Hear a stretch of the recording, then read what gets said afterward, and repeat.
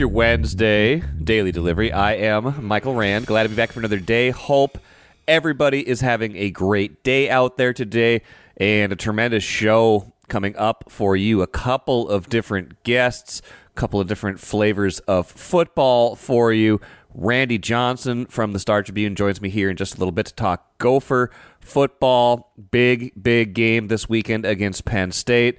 Pretty significant underdogs, the Gophers are. I think the last I looked, there was around 12 and a half points, but an opportunity for a signature win. We toss around that phrase a little bit too often, I would say, but a season-defining win, it sure could be if they are able to pull the upset. They've got this one, then they've got at Wisconsin, and then they will be in a bowl game. How good that bowl game is, how good this season is, how we remember it, a lot of that will be determined still by these next couple of games. So Randy and I will break that down. We'll talk about the rest of the Big Ten, huge one, Indiana and Ohio State this weekend as well. Jon Marthaler joins me here in a little bit as well to talk Minnesota United football, soccer if you prefer. Minnesota United has a playoff game Sunday against the LA Galaxy in Los Angeles. Loons got through the first round of the playoffs, beat Real Salt Lake in penalty kicks. So on to the next one, although it's taken a while. It's a 3-week layoff because of the international break. So now we're getting into the cold season, not so much in LA, but here. Imagine them playing a playoff game here. It would be quite chilly, but it is in LA, 5 o'clock kickoff Sunday, and John and I will break down what they need to do, how they can play in this game to win this game. Got the NFL thought at the end of the show. First, though, what did I miss? Want to spend some time on a couple games from last night, including Gopher men's basketball, 4-1 on the season. I don't think this is going to be a very good team, but they have managed to find a way to win most of their non-conference games against these lesser opponents. Let's just take a moment, though, to appreciate Parker Fox, the veteran, that is an understatement, on the Gophers men's basketball team. This is his 8th year in a college basketball program. 8th year in a college basketball program. I cannot say that more clearly. 8th year in a college basketball program. He is a year older than Anthony Edwards, the Timberwolves player who is in his 5th NBA season. He is a year older than Ant. Parker Fox had 18 points last night. Tremendous effort all around, came off the bench to do that. Gophers beat Cleveland State 58-47. Needed all of that from Parker Fox. He drained one from at least 35 feet at the end of the first half to give the Gophers the lead, to give them some momentum. Just a great energy guy, a guy who's been beset by all these knee injuries, but a guy who's just always around the program with enthusiasm. A huge Minnesota sports fan. You see him showing up at games, showing up on social media. I jokingly asked last night. I said, I'm over here trying to figure out if Parker Fox committed to Northern State. That's where he started out playing while Obama was president, and I think the answer is yes.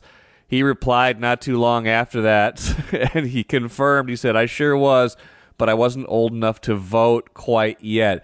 So we're talking about 2016 at least for when he committed to Northern State. Spent 4 years there, came here. He had the 2 redshirt years, the COVID year. He had a redshirt year at Northern State too, I believe. So now finally getting to play another healthy season here at Minnesota. Why not, right? I guess that's my point. Why not? Why would you want to leave? Why, if you're having the time of your life, if you're getting to play college basketball, if you're getting some NIL money, I'm sure, because you're a personality, because people like you, why would you want to leave? Why would you want to stop doing this if you still had the opportunity? So good for Parker Fox. They needed everything they could get from him last night, and he gave it. 18 points in the win. And again, I don't think this is a very good Gophers team. I think they're trying to build their identity around defense, it sounds like, but the energy he brings will be important to how this season feels. Marcus Fuller, our beat writer at the Star Tribune, asked him about that, asked him about his role after the game. Here is what Parker Fox had to say. Coach obviously started me the first two, and then, just met with me and said, we're going to bring you off the bench because I like your energy off the bench. And I accepted it, and it's what I'm going to do. I think I think the way you play and how you kind of project yourself on the court shows a lot about you. Mm-hmm. And for me, it's just about bringing the energy and just being who I am. For me, it doesn't matter if I score 1 point or if I score 40 points. I'm just trying to win. And I think that's something that I've always had in my career, but especially after the 2 injuries and playing here, somewhere that I love to be. It's all about just finding ways to get in the W column. So tonight I was fortunate enough. If the Gophers are going to surprise at all this year, they will need more games like that. We will see if Parker Fox is able to deliver it. Now, a guy who maybe performance not as surprising, who's been here probably about as long maybe as Parker Fox, Kirill Kaprizov for the Minnesota Wild. 2 more goals last night, one of them an empty netter, but the first one, a goal right as a power play expired in the 3rd period in St. Louis to give the Wild the lead. They gave it back, but then Jonas Brodin gave them the lead again at 3-2. The Kaprizov empty netter finishes it off 4-2 is your final Wild score. They've been great on the road this season. They continue that. Kaprizov has just been excellent all season long. Going for probably a new contract this offseason. Once he gets through this year, he's only got 1 year left on his deal, playing like a guy who wants to prove that he's not just, one of the 20 best players in the NHL, trying to prove he is one of the 5 best players in the NHL. And that's the category you have to be in MVP conversations every year. He is in that conversation right now. He is carrying a Wild team. Maybe that's not quite fair to say because they've got a lot of good players. They've been playing well as a team, but certainly he is the superstar on this team. A superstar on a team with a lot of good players. Did it again last night. The Wild get an important win against the Blues, getting a little healthier. Got another great game from Philip Gustafsson. He had a bunch of saves, only gave up 2 goals, had 20-plus saves again. So they are looking again. They keep stacking these games. Every once in a while they have a blip. The other night they didn't play all that well when they were missing 3 guys. Starting to get healthy again, stacking these wins on top of each other, making us believe that this isn't just a good start, that this is a good team led by a superstar in Kirill Kaprizov. Let's talk college football with Randy Johnson from the Star Tribune. It was a Gopher bye week, Randy, but college football never rests this time of year. End of November, plenty at stake, and now Gophers come back and Penn State staring them in the face, one of the best teams in the country so far this season. Gophers are close to being, or at least the opening line was close to being 2-touchdown underdogs at home. But you've been, every time I bring this game up or have brought this game up in the past, you've at least said you think the Gophers can hang in there. What makes you think that at this point? I think, they have a puncher's chance just because I think they can be efficient enough on offense at times this year where they've shown where, they do have a passing game that can move the sticks more often than they have in the past. They are inconsistent in a lot of areas. Their offensive line has to play a much better game than it did at Rutgers. But there's some talent there. There's some, maybe a lot of it has to do with they have a lot of faith in the quarterback.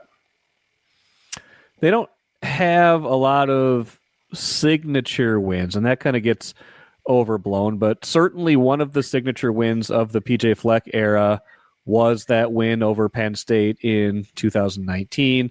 I believe Antoine Winfield sealed that one with an interception in the end zone or thereabouts. Antoine Winfield will not be playing for the Gophers on Saturday. He'll be playing probably on Sunday for his NFL team, but that said, there's talent, like you said, up and down the lineup, and more than that, Penn State, Wisconsin next. We'll get to some of Wisconsin's struggles in a minute, but we've talked about this, like an opportunity to end the season on an up note, and it kind of feels like you got to win one of these two to have this thing end at least on a more positive note than just, hey, we got to 6-6 and got bowl eligible. Yeah, definitely there, especially when you've been to 6-6. You've got your 6 wins already, and you're coming off a season where you were 5-7 in the regular season, and a 6-6 regular season doesn't look like a whole heck of a lot of improvement comparatively, even though the schedule is a bit tougher this year, I would say. But yeah, you want to get something, just something, okay, you can just point to and say, hey, here's a big accomplishment here. We knocked off, say, a Penn State, or we won the game for the Paul Bunyan's axe against Wisconsin. It just will give the season a bit better feel than it has right now. And that loss to Rutgers did take a lot of the shine off there. They had that 4-game winning streak going, and you get it to 7 there, and you get a chance to get it to 8 or 9 in the regular season. Now it's you don't want to lose both these games and then end at 6-6 and go to kind of limping into a bowl game. Now, you said before we started recording, even though the Gophers didn't play, you watched quite a bit of college football over the weekend. Wisconsin put up a good defensive showing. I mean, that game against Oregon was close. They didn't score enough, and now their offense is in a bit of disarray. They've gotten rid of their offensive coordinator, stripping of play calling duties. We don't even know who's going to call the plays for Wisconsin when they play Nebraska this weekend, which means we might not know who's going to call the plays when they play the Gophers in 2 weeks. Yeah, I think it's a situation where they're transitioning. I think they're going to try to go back to what they had before and in previous coaching regimes. There, they fired Phil Longo, the offense coordinator, and he was trying to put in the air raid offense there, and it just didn't seem to take there. They didn't have the personnel, and they had all kinds of quarterback injuries, so that short circuited a lot of that. And, I think that I don't know if the fan base was all that enamored with the attempt to go that way when the meat and potatoes run the football thing had worked so well for Wisconsin over the years.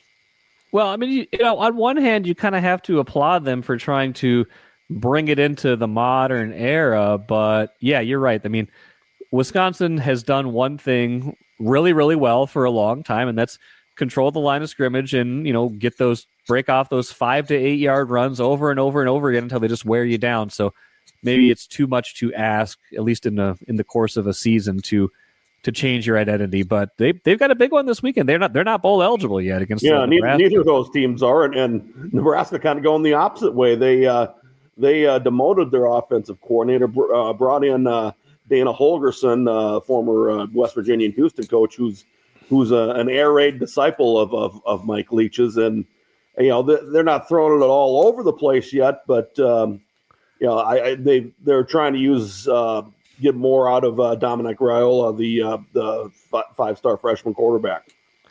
Not necessarily the time of year you want to be going to more passes. Looking at the forecast in Minneapolis for Saturday's game, high of 37. Looks like it's going to be another gray kind of day. Not prohibitive for moving the ball up and down the field, throwing the ball, especially if there's not snow or moisture. But it does remind you, this time of year for college football, this weekend and next weekend until we get to bowl season, the elements do matter sometimes. Maybe less so than the NFL when you get into these late December, January games, but certainly can have an impact on how you want to play. Yeah, and it's really going to be interesting in that first week of the playoff coming up in December, where the 4 games are on campus sites, and you might get one up in State College. You might get one in Columbus. Could get one in Bloomington, Indiana, where could be a bit windy. Could be a lot more of a chill in the air than say some southern teams might be used to. In your weekend of no Gophers games to cover, being able to watch more on TV, anything stand out to you, Big Ten wise or otherwise? Obviously what the Wisconsin defense, I thought they were really good shutting down Oregon's offense. Oregon came back fourth quarter to win it, but they had to work quite a bit to get there. It was a lot of chattel flipping around that, getting a little hockey in there too, just because I have to. Yes. Those are some of the Wisconsin was one that I paid a lot of attention to. It was paid attention to the Penn State game a little bit. They took care of Purdue pretty easily. Took a look at Ohio State for a while. They looked really good against Northwestern when they got it going. It's I think we're right now we're these next 2 weeks going to be pretty fun in the Big Ten. They should. Maybe we can kind of conclude there. Indiana against Ohio State. I don't think most of us had that circled on our calendar at the beginning of the year, but we certainly do now. A couple of teams in the top 5. Indiana having a dream season right now, and an opportunity for them, I guess, to validate everything they've been doing. I don't think, obviously, the season's not over if they lose this game, but the fact that they're in this position playing this game against Ohio State is truly just a reminder that anything can happen in this sport. Yeah, it's interesting how the Hoosiers built their team. A ton of transfers. Kurt Signetti, the coach, brings in like 22 from James Madison and like 5 or 6 others, and they're basically they go from a team that had been at the bottom of the Big Ten to one near the top now. The basically the thought is if they don't get blown out by Ohio State, they have a pretty good chance to still make the playoff. They finish up against last place Purdue, so they should be in pretty good shape there. If they play Ohio State somewhat tight, or even within a couple touchdowns, I'd say. That's something else, and that it gives hope to, I guess, everybody else, right? Like, no surprise that Oregon, Ohio State, Penn State seem destined for this 12-team playoff, but when you get 12 teams and eventually 16, like we've talked about, or we don't know that, but we are imagining it's going to go to 16 at some point here. No. Teams like Minnesota or, tangibly right now, Indiana are in that picture, are in that mix where they just wouldn't have been in previous years. Yeah, you go back to that 19 season with the Gophers when they started off 9-0. They would have been right near the playoff cut line had it been 16. Yeah, they would have been, and perhaps can be in a future year, depending on everything that happens. Big one this weekend, like you said, big opportunity against Penn State. We'll see if they can take it and run with it. Got to have one of these next 2, I think, like we said, though, to have that kind of season where you feel like, okay, didn't just kind of tread water. You made some genuine progress from 5-7 in the regular season last year. Randy, appreciate it as always. I'm sure we'll check in next week and see how this one went and set up the big game against Wisconsin. Until then, follow Randy's coverage in the Star Tribune and StarTribune.com, and we'll talk to you soon, Randy. Sounds good, Mike. Thanks. Good stuff from Randy. And for the Gophers on Saturday, it might come down to whether they can run the ball. That's not been as consistent this year as it has been in past years. Can they get Darius Taylor going? Can they keep the ball, keep possession, grind out some drives, establish the running game when it's going to be colder outside? Again, like we said, the high looking like it'll be in the mid-30s on Saturday. When it's that chilly outside, you can't always throw the ball. You can't always do what you want through the air. It could be a little bit windy too. Can you run the ball? Can you have a good mix? That's what I'll be watching for in Saturday's game. Watch your dreams and savings grow with Royal Credit Union's 4.25% annual percentage yield 12-month certificate. Open now at any Royal office or online at rcu.org/certificate saver. Early withdrawal penalties could reduce earnings and principal. APY accurate as of 2/1/25. Insured by NCUA. Let's talk soccer on Daily Delivery today. Got Jon Marthaler here, who's been covering a lot of Minnesota United soccer for the Star Tribune. And the season continues, John, Sunday at Dignity Health Sports Park. That's right. Some would argue some or all of the action words in that stadium name, but it is what we're calling the stadium in Carson, California now. The Minnesota United playing against the LA Galaxy. Decided underdogs in this game, John, but a team that's been playing very well in the last couple months here. What do we make of this matchup, which, absurdly comes 3 weeks since their last playoff game? Yeah, you can't beat Major League Soccer for absurd scheduling. And someone somewhere looked at what the international breaks were and said, well, let's just have the last 3 rounds of the playoffs after that November break. So you've got 2 teams that haven't played in 3 weeks. Both of them won their first round playoff series in 2 games. And so they missed a week that was reserved for a potential game 3 in each of their first round series. And now they've waited 2 weeks after an international break. So only Major League Soccer would include a 3-week break in the playoffs. Now, the last time you were on, it was in advance of the series against Real Salt Lake. You were spot on in predicting that, basically saying, hey, look, these teams don't score very much on each other. These teams play tight games. Wouldn't be surprised if it went down to penalty kicks. Lo and behold, it did just that, and the Loons prevailed in that setting. Is that what they should aspire to in this round? Because I'm just looking at, if you look at kind of the odds of the Loons winning in regulation are not great. By far the greatest odds are the Galaxy winning in regulation. So it feels like the kind of match where they're going to try to keep it tight and close to the vest. Does that seem like the strategy they should be taking?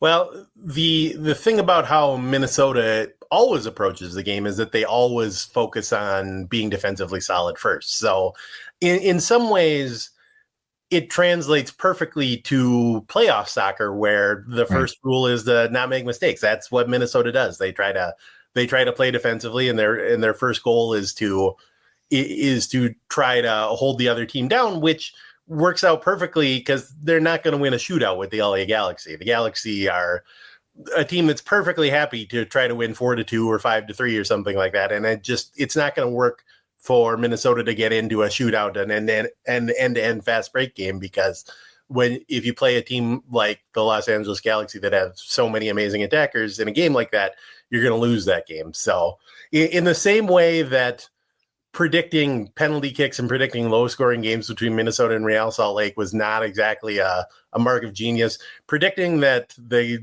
Loons are not going to win this game 4-2 is not a mark of genius. Now, where do they stand health-wise, getting players back, things like that? Because like you said, this is an international break. They've had guys playing all over the place. Do we figure they'll have a full and healthy-ish roster based on what we know so far?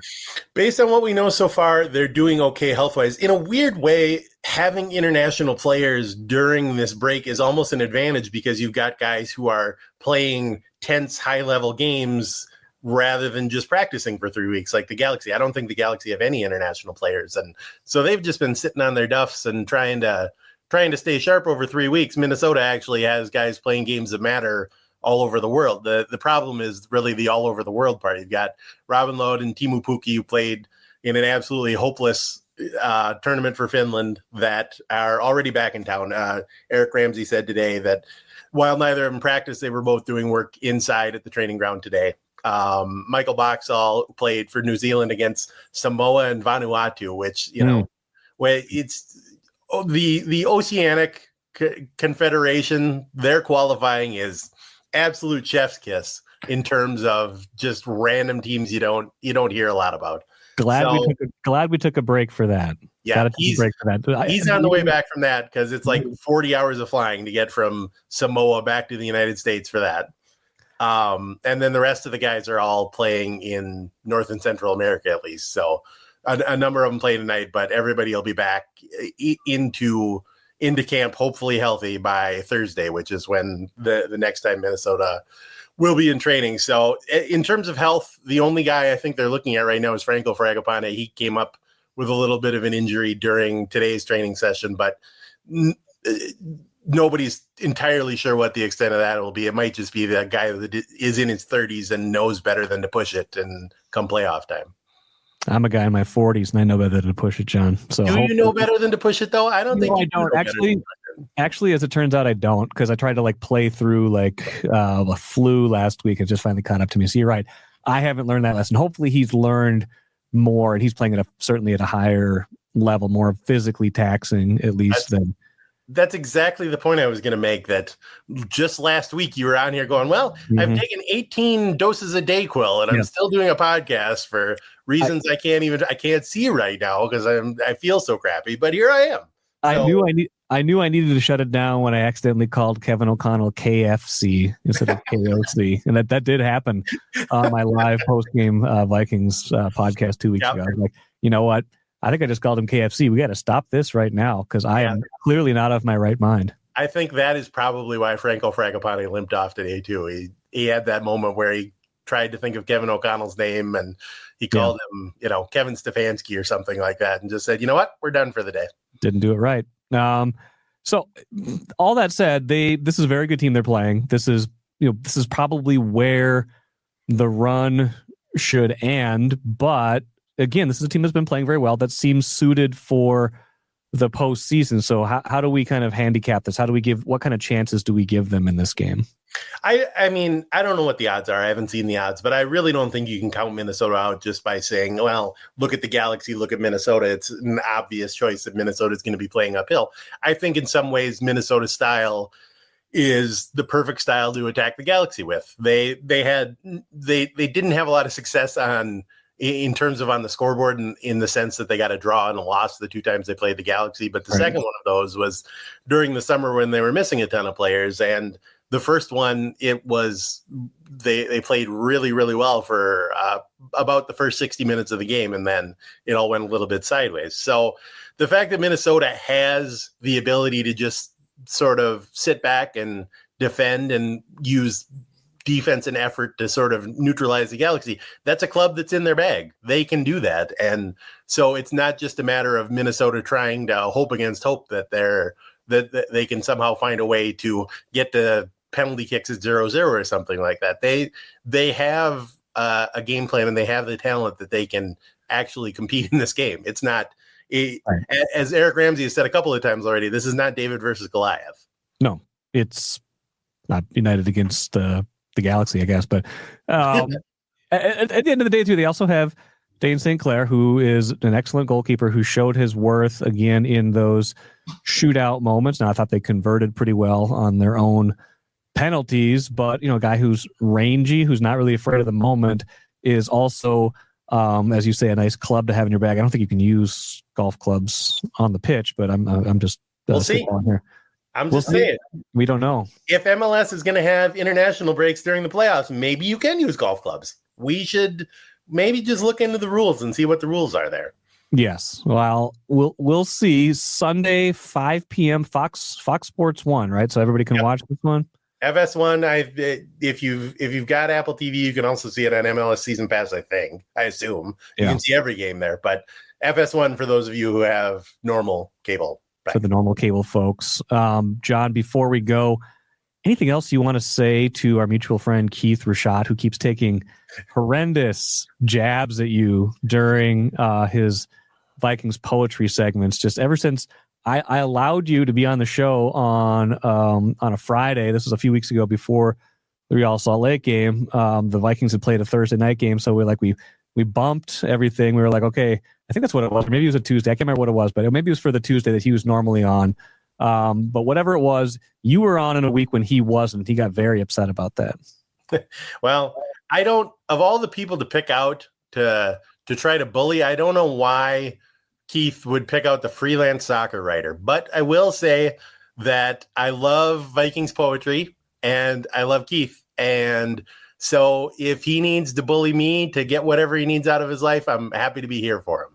Wow. Look at you on the high road. You and Dennis Green on the high road together. Just walking it out, talking it out. Rocket, you're the best. I love Vikings poetry. Thanks, John. Good stuff from John. And you know what? If you are a team in Major League Soccer or any soccer league for that matter, or any league period, defense is the way to go if you are not going to be one of the top spending teams in the league. It's easier to rebuild yourself around defense than it is around offense if you're trying to create an identity on the fly without breaking the bank. If you're not going to be able to go out and sign Lionel Messi, for instance, if you need to build an identity out of something other than offense, not that they can't score goals, defense is always going to be less expensive than offense. I think the Vikings are showing that this year with their limited cap space because they've still got Kirk Cousins counting like $28 million on their cap this season, even if that's not money they're paying him. They go out and get a whole bunch of defensive players, build their identity around that.